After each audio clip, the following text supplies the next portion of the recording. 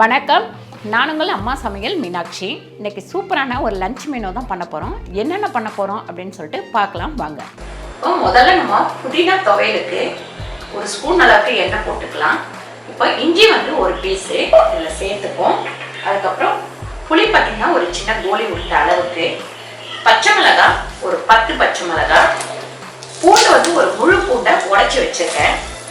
இதில் நம்ம தோலோடவே சேர்த்துக்கலாம். வெங்காயம் பார்த்தீங்கன்னா பெரிய வெங்காயம் 2 வெங்காயம் நறுக்கி வச்சுருக்கேன், அதையும் இதில் சேர்த்துக்கலாம். இது எல்லாத்தையும் சேர்த்து நல்லா கொஞ்சம் வதக்கிக்கலாம். இதில் நம்ம 3/4 ஸ்பூன் அளவுக்கு கல்லுப்பு சேர்த்துக்கலாம்.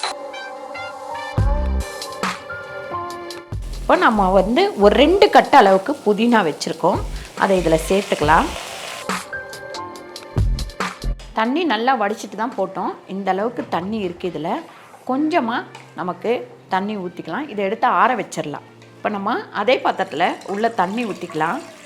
தண்ணி ஊற்றிட்டு நம்ம இதுக்கு மேலே இதை வச்சு பாவக்காய் வந்து ஒரு வேக்காடு போட போகிறோம். இந்த மாதிரி வறுத்திங்க அப்படின்னா நல்லா நமக்கு வந்து கசப்பு தன்மையாக இருக்காது. அதுக்கப்புறம் மேலே உள்ள தோலை லைட்டாக சீவி எடுத்துட்டேன் நான்.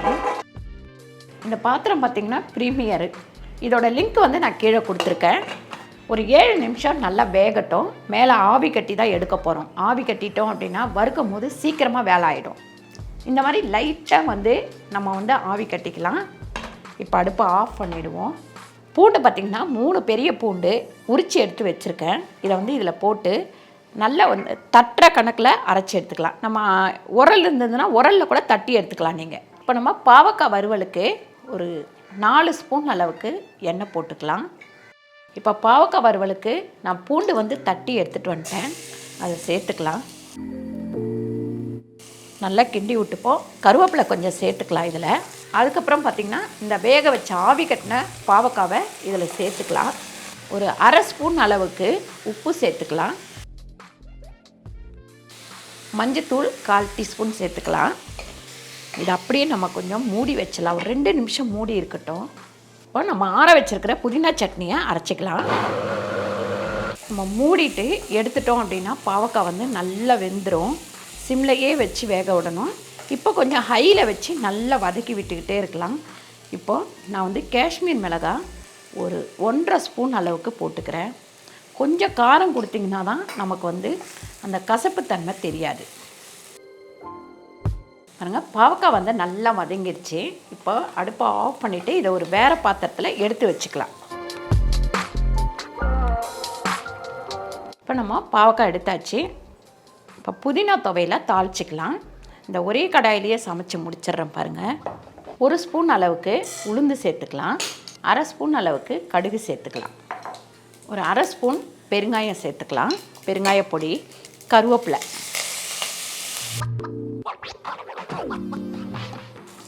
அரைச்சி வச்சுருக்க புதினா சட்னியை இதில் சேர்த்துக்கலாம். துவையில்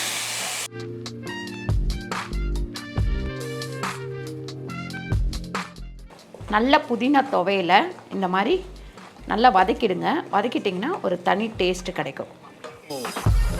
இப்போ வாழைக்காய் பொரியல் பண்ணிக்கலாம். ஒரு 3 ஸ்பூன் அளவுக்கு எண்ணெய் போட்டுக்கலாம். எண்ணெய் நல்லா காயட்டும். இப்போ நம்ம உளுந்து ஒரு 1/2 ஸ்பூன் சேர்த்துக்கலாம். கடுகு ஒரு 1/2 ஸ்பூன். அடுத்து 4 பச்சை மிளகாய் நறுக்கி வச்சுருக்கேன், அதையும் சேர்த்துப்போம். அதுக்கடுத்து வெங்காயம் ஒரு வெங்காயம் பொடியாக நறுக்கி வச்சுருக்கேன், அதுவும் சேர்த்துக்கலாம். கொஞ்சமாக கருவேப்பிலை சேர்த்துக்கலாம். அதுக்கப்புறம் கேரட் ஒன்று நல்லா கட் பண்ணி வச்சுருக்கேன், அது சேர்த்துக்கலாம். பச்சை பட்டாணி ஒரு 100 கிராம்.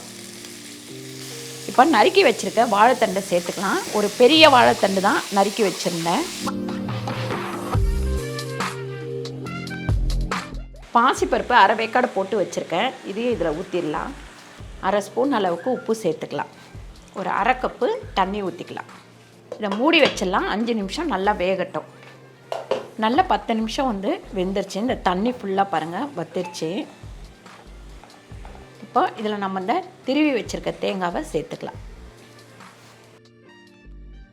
பாருங்கள், சூப்பரான வாழைத்தண்டு பொரியல் ரெடி ஆயிடுச்சு. ஆஃப் பண்ணிவிட்டு வேறு பாத்திரத்தில் எடுத்து மாற்றிக்கலாம்.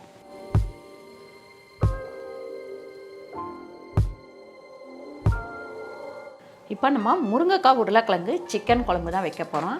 அதுக்கு ஒரு 5 ஸ்பூன் அளவுக்கு எண்ணெய் போட்டுக்கலாம். இப்போ சிக்கன் குழம்புக்கு ஒரு பட்டை, லவங்கம், நட்சத்திர பட்டை, 2 ஏலக்காய் இது வரைக்கும் சேர்த்துக்கலாம். இப்போ வெங்காயம் வந்து ஒரு 3 வெங்காயம், பெரிய வெங்காயம் நறுக்கி வச்சுருக்கேன், அதை சேர்த்துக்கலாம். 1 ஸ்பூன் அளவுக்கு இஞ்சி பூண்டு பேஸ்ட்டு சேர்த்துக்கலாம். 1 ஸ்பூன் கல் உப்பு சேர்த்துக்கலாம். மஞ்சள்தூள் ஒரு 1/4 டீஸ்பூன் சேர்த்துக்கலாம். தக்காளி ஒரு 4 தக்காளி வச்சுருக்கேன், அதே இதில் சேர்த்துப்போம். நல்லா வெங்காயம் தக்காளி எல்லாமே வதங்கிக்கிட்டோம். 1 கிலோ சிக்கன் எடுத்து வச்சுருக்கேன், நல்லா கழுவி மஞ்சள்தூள் உப்பு இதெல்லாம் போட்டு கழுவி வச்சுருக்கேன், அதையும் சேர்த்துப்போம்.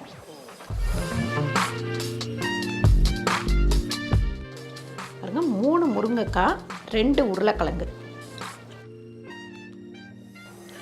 கரம் மசாலா பொடி 1 ஸ்பூன் சேர்த்துக்கலாம். குழம்பு மிளகாத்தூள் ஒரு 4 ஸ்பூன் சேர்த்துக்கலாம். காஷ்மீர் மிளகாய் 1 ஸ்பூன் சேர்த்துக்கலாம்.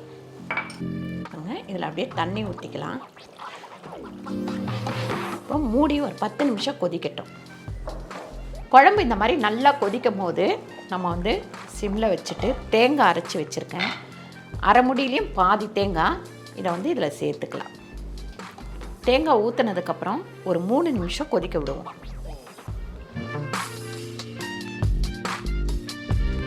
நல்லா இந்த மாதிரி ஒரு 3 நிமிஷம் கொதிக்கட்டும். கொதிச்சதுக்கப்புறம் சிம்மில் வச்சுருங்க. சிம்மில் வச்சுட்டு நல்லா பொடியாக நறுக்கி வச்சுருக்கேன் இந்த கொத்தமல்லியை தூவிக்கலாம். தூவிட்டு அடுப்பை ஆஃப் பண்ணிவிடுவோம்.